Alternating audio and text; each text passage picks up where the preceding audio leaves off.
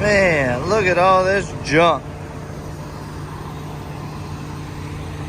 It's a gloomy morning too, but happy Monday, guys. We just crossed into Delaware. This is one of the welcome centers, or not sure what they call this one. I wasn't paying attention. Anyways, it's 6:11 a.m. Got up around 4, got on the road probably about 4:30, 4:45, and we are headed north to Connecticut, and then from there north to Vermont, and then back towards Hagerstown, Maryland. So that's our first trip of the week. Gonna end up going down to North Carolina, and should be able to wrap out the week. What do you guys think about this rig here? Seen better days, that's for sure. I'm sure everything in here is overpriced. So I've pretty much got the whole week planned out already. The only gap I have in the week is getting home from North Carolina. But that's not gonna be till like pick up like Wednesday or Thursday, depending on what time I get unloaded in North Carolina. And so I can't really book anything yet. So that's in the gap we really have in the week.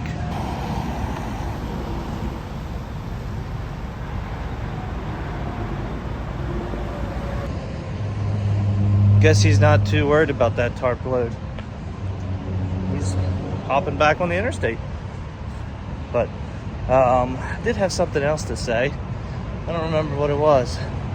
Oh yeah, the following week, so next week, I'll pretty much be off all week. Gotta do the final like cleanup of all my shop and everything, because the house is sold, and we close on the, say it's like the 31st. It's like the Tuesday after Memorial Day. Close on the house, and guess I start looking for a new place. I think I'm been tossing the idea around of I'm gonna build a garage at our next property, but I might end up leasing a commercial space. Try to separate home and work. Have a place to park trucks, trailers, because I got a bunch of stuff. You guys know that. Still got the Freightliner, which you guys have been asking about. I may end up selling that to a friend of mine. He's very interested in it, and just doesn't fit what I do right now. I know. Business changes though. Business model changes, and I just, especially with the price of diesel right now, I really can't justify running a truck like that with the stuff that I do and getting half the miles per gallon. So it sucks because I looked so long for that truck, but it's not making me any money. It's not costing me any money, but selling that could end up buying something else for the business. So I have to make decisions like that sometime, but I'm okay with it. Let's get on the road. Oh, we made it to Connecticut. I had a subscriber actually reach out and say about pulling off most of your straps before you pull in there, or pull off your straps, which is nice. So I got most of my straps. That truck is sitting on its frame, so that's completely unstrapped. The rear car's got one strap on it, and then this one has two, just to be safe. We gotta go up this hill here and around this building, and not bad little scenery. Good thing I don't have the dogs with me today, or they would be down in there playing. And it's funny, when you come to a place like this, you never know who you're gonna run into. That's JC Holland's right there in front of us in that Freightliner.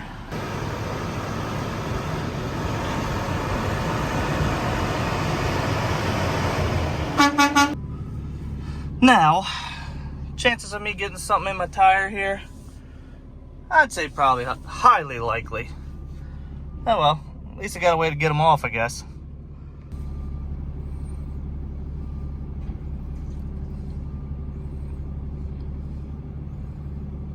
right through the window. Lift it right off. Well, most of it.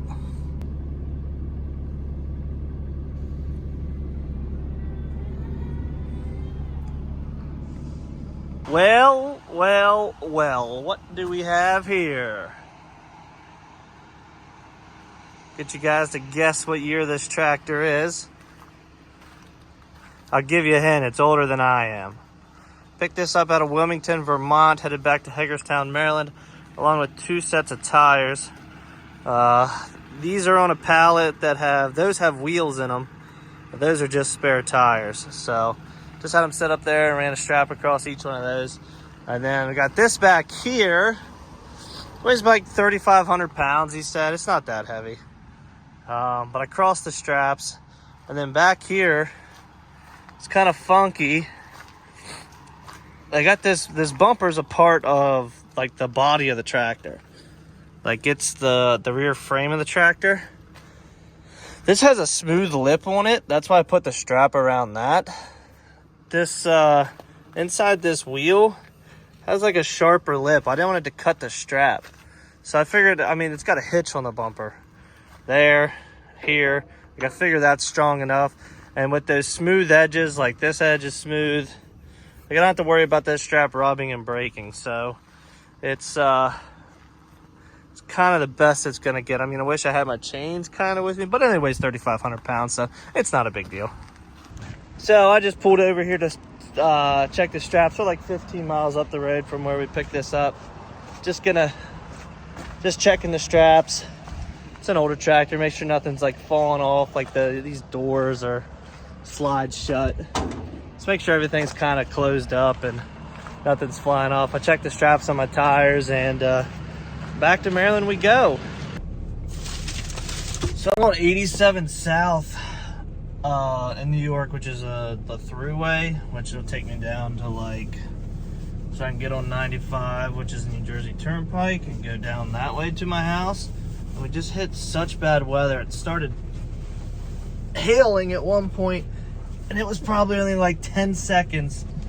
And I'm not worried about the truck. The truck is what it is. If it gets hail damage, it gets hail damage. You know, that's what we got insurance for. But I want to get out here, check this load, make sure it didn't like bust out the windshield of this tractor or anything, because I doubt that's replaceable with the year that it is. But it's I think we're through the worst of the storm. I'm hoping if I run in here and grab a bite or something, the rest kind of passes over, because that was the first, I don't know how big it was, but the first piece that hit the hood of the truck scared the shit out of me, because I thought it was like a rock that somebody like kicked up off the road, and I jumped, and then it just started pounding a couple more times, and like 10 seconds later it was gone.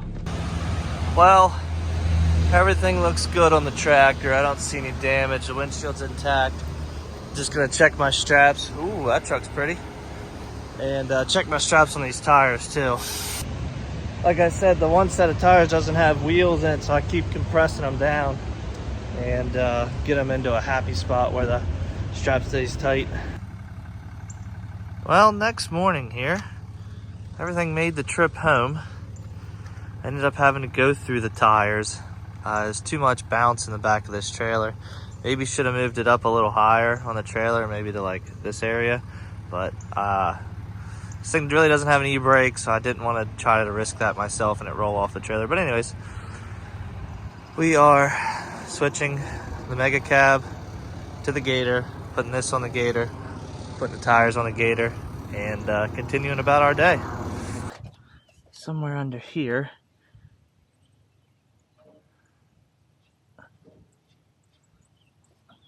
gas is on.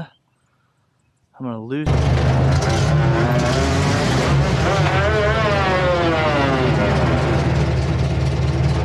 No brakes. No brakes. Whew. No brakes. She was going. Got her stopped. I had my foot. All right, let's try this again.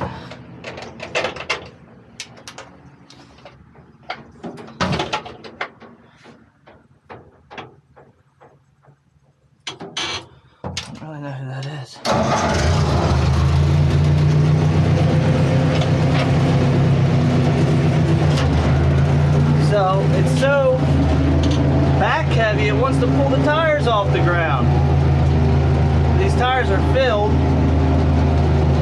So I swapped the truck around. And I'm just gonna see if I can ease it up on here.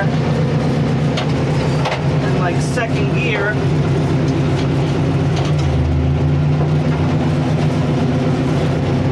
As soon as you let out the clutch, it jumps real hard. And the last thing I want to do is pull the tires off the ground. See?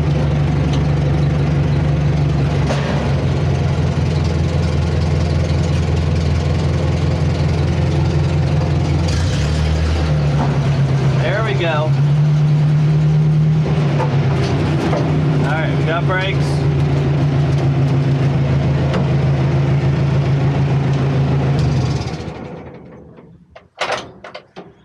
Wow, that went a lot smoother than the other way. Because that's a hill right there. I was pulling up the hill and it's trying to pull the tires up. Whew, okay. Well, we're gonna take the key with us.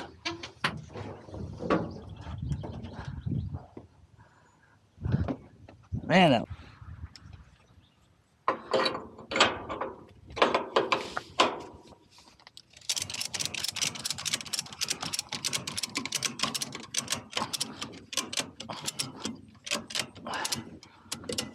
alright, so here's how I like to roll up my straps.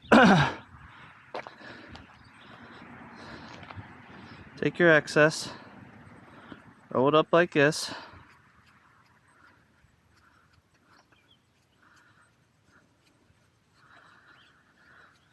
Alright, once you get to the end, get all straightened out. Alright, leave yourself a little slack underneath. You'll get this one.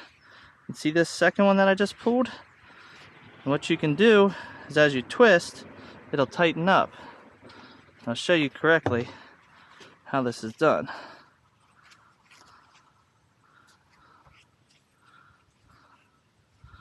Let me get this back to square one.